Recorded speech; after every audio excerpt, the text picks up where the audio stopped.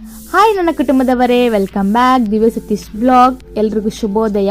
ಯಾರ್ಯಾರು ನಮ್ಮ channel subscribe ಮಾಡಿಲ್ಲ ಸಬ್ಸ್ಕ್ರೈಬ್ ಮಾಡಿ, ಪಕ್ಕದ ಇರೋ ಬೆಲ್ ಐಕಾನ್ ಕ್ಲಿಕ್ ಮಾಡಿ ಇದೇ ಥರ ನಮ್ಮ ಚಾನಲ್ಗೆ ಸಪೋರ್ಟ್ ಮಾಡಿ.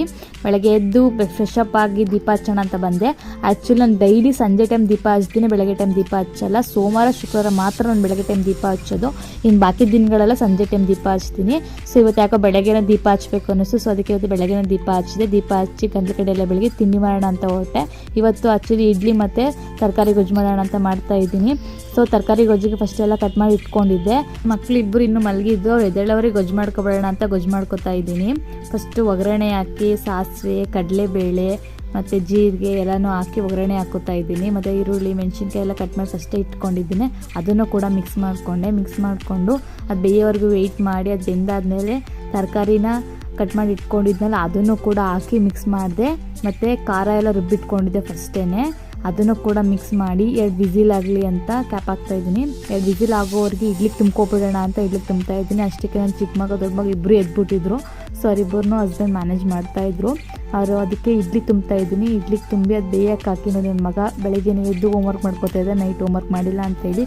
ಚಿಕ್ಕ ಮಗನಿಗೆ ಟೈಮ್ ಆಗಿತ್ತು ಅಂತೇಳಿ ಅವನಿಗೂ ತಿಂಡಿ ರೆಡಿ ಮಾಡ್ಕೊಬೇಡ ಅಂತ ತಿಂಡಿ ರೆಡಿ ಮಾಡ್ಕೊತೀನಿ. ಆ್ಯಕ್ಚುಲಿ ಈ ಪೌಡ್ರೆಲ್ಲ ಮನೆಯಲ್ಲೇ ಮಾಡ್ಕೊಂಡಿದ್ದೀನಿ. ಇದನ್ನು ಆಲ್ಮೋಸ್ಟ್ ತುಂಬ ಜನ ಮೆಸೇಜ್ ಮಾಡಿದ್ರಿ ಈ ಪೌಡ್ರ್ ಹೇಗೆ ಮಾಡೋದು ಅಂತೇಳಿ. ನೆಕ್ಸ್ಟ್ ವೀಡಿಯೋದಲ್ಲಿ ನಿಮಗೆ ಈ ಪೌಡ್ರ್ ಹೇಗೆ ಮಾಡೋದು ಅಂತ ತಿಳಿಸ್ಕೊಡ್ತೀನಿ. ನಾನೆಲ್ಲ ಸಪ್ರೇಟಾಗಿ ಮಾಡಿ ಪೌಡ್ರ್ ಇಟ್ಕೊಂಡಿದ್ದೀನಿ. ಅವನಿಗೂ ರೆಡಿ ಮಾಡ್ತಾಯಿದ್ದೀನಿ. ತಿಂಡಿನೇ ಎಲ್ಲ ಬೇಯಿಸಿ ಮತ್ತು ಸಪ್ರೇಟಾಗಿ ಬೌಲಿಗೆ ಸರ್ವ್ ಮಾಡಿಕೊಂಡು ಲೈಟಾಗಿ ತುಪ್ಪ ಹಾಕಿ ಮಿಕ್ಸ್ ಮಾಡಿಕೊಂಡೆ. ಆ್ಯಕ್ಚುಲಿ ನಾನು ಬೆಳ್ಳಿ ಯೂಸ್ ಮಾಡ್ತೀನಿ ಮಕ್ಕಳಿಗೆ, ಯಾಕಂದರೆ ಬೆಳ್ಳಿ ಯೂಸ್ ಮಾಡಿದ್ರೆ ತುಂಬ ಒಳ್ಳೆಯದು ಆರೋಗ್ಯಕ್ಕೆ. ಅದಕ್ಕೋಸ್ಕರ ಬೆಳ್ಳಿ ಯೂಸ್ ಮಾಡ್ತೀನಿ. ಬೆಳ್ಳಿ ಸ್ಪೂನು, ಬೆಳ್ಳಿ ಬೌಲು. ನೆಕ್ಸ್ಟ್ ಅದು ಸರಿಯಲ್ಲ, ಸ್ವಲ್ಪ ಆರಲಿ ಅಂತೇಳಿ ಇಡ್ಲಿ ತೆಗ್ದಾಕ್ಬಿಡೋಣ ಅಲ್ಲಿವರೆಗೆ ಅಂತೇಳಿ ಇಡ್ಲಿ ತೆಗಿತಾ ಇದ್ದೀನಿ. ಎಲ್ಲನೂ ತೆಗ್ದು ಹಾಕಿ ನನ್ನ ಮಗ ಆಲ್ರೆಡಿ ಆಗ ತಿಂಡಿ ರೆಡಿನ ಅಂತ ಕೇಳ್ದ.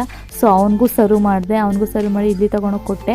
ಅವನು ತಿಂಡಿ ತಿಂತಾಯಿದ್ದ. ಅವ್ನು ತಿಂಡಿ ತಿನ್ನೋವರಿಗೆ ಅವ್ನಿಗೆ ಬಾಕ್ಸ್ಗೆಲ್ಲ ಪ್ಯಾಕ್ ಮಾಡೋಣ ಅಂತೇಳಿ ಸ್ನ್ಯಾಕ್ಸಿಗೆ ಸಪೋಟೊ ಮತ್ತು ಇಡ್ಲಿ ಎಲ್ಲ ಪ್ಯಾಕ್ ಮಾಡಿದೆ. ಮತ್ತು ಹಸ್ಬೆಂಡ್ ಕೂಡ ರೆಡಿನ ಅಂತ ಕೇಳಿದ್ರು. ಸೊ ಅವ್ರಿಗೂ ಕೂಡ ಬಾಕ್ಸಿಗೆ ಪ್ಯಾಕ್ ಮಾಡಬೇಕಿತ್ತು. ಸೊ ಅವ್ರಿಗೂ ಕೂಡ ಬಾಕ್ಸ್ ಎಲ್ಲ ಹಾಕಿ ಪ್ಯಾಕ್ ಮಾಡಿದೆ. ಅಲ್ಲಿವರೆಗೆ ನನ್ನ ಮಗ ತಿಂಡಿ ರೆಡಿಯಾಗಿ ಕೂತಿದ್ದ. ಸೊ ಅವನಿಗೆಲ್ಲ ತಲೆ ಬಾಚಿ ಮತ್ತು ಶೂ ಹಾಕಬೇಕಿತ್ತು. ಶೂ ಎಲ್ಲ ಹಾಕ್ತೆ.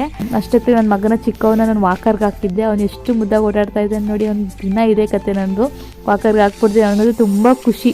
ಎಷ್ಟು ಚೆನ್ನಾಗಿ ಓಡಾಡ್ತಾನೆ ಅಂದರೆ ತುಂಬ ಚೆನ್ನಾಗಿ ಓಡಾಡ್ತಾನೆ. ನಂಗೆ ತುಂಬ ಇಷ್ಟಪಟ್ಟು ಓಡಾಡ್ತಾನೆ ವಾಕರಲ್ಲಿ. ಅವ್ನು ವಾಕರ್ಗೆ ಹಾಕ್ಬಿಟ್ಟು ಇವನಿಗೆ ಶೂ ಹಾಕ್ತಾಯಿದ್ದೀನಿ. ಅಷ್ಟಕ್ಕೆ ಶೂ ಎಲ್ಲ ಹಾಕ್ತೆ ರೆಡಿ ಮಾಡಿದೆ. ಅಷ್ಟಕ್ಕೆ ವ್ಯಾನ್ ಬಂತು. ಅವನು ಕೂಡ ಹೊರಟ. ಅವ್ನ ತಮ್ಮಂಗೆ ದಿನ ಪಪ್ಪಿ ಕೊಟ್ಟಿರೋದು ಮಾತ್ರ ಮಿಸ್ ಮಾಡಲ್ಲ. ಸೊ ಅವ್ನ ತಮ್ಮಂಗೆ ಮತ್ತು ಪಪ್ಪಿ ಕೊಟ್ಟು ಬಾಯ್ ಮಾಡಿ ಪಾಪನೂ ಕೂಡ ಹೊರಟ. ಇನ್ನು ಚಿಕ್ಕವನು ಸರಿ ಮಾಡಿ ಇಟ್ಟಿದ್ನಲ್ಲ ಅದೆಲ್ಲ ಆರಿತ್ತು. ಅವ್ನಿಗೂ ತೊಗೊಬಂದು ತಿನ್ನಿಸ್ಬಿಟ್ಟು ಅವ್ನಿಗೂ ಸ್ನಾನ ಮಾಡಿ ಮಲಗಿಸ್ದೆ. ಅವ್ನು ಮಲಗಿಸಿ ನಾನು ಸ್ನಾನ ಮಾಡಿ ತಿಂಡಿ ತಿನ್ನೋರು 11 o'clock ಆಗೇ ಹೋಗಿತ್ತು. ಯಾರೆಲ್ಲ ನನ್ನ ಚಾನಲ್ನ ಸಬ್ಸ್ಕ್ರೈಬ್ ಮಾಡಿ ಕಮೆಂಟ್ ಮಾಡಿ, ಶೇರ್ ಮಾಡಿ. Thank you for watching.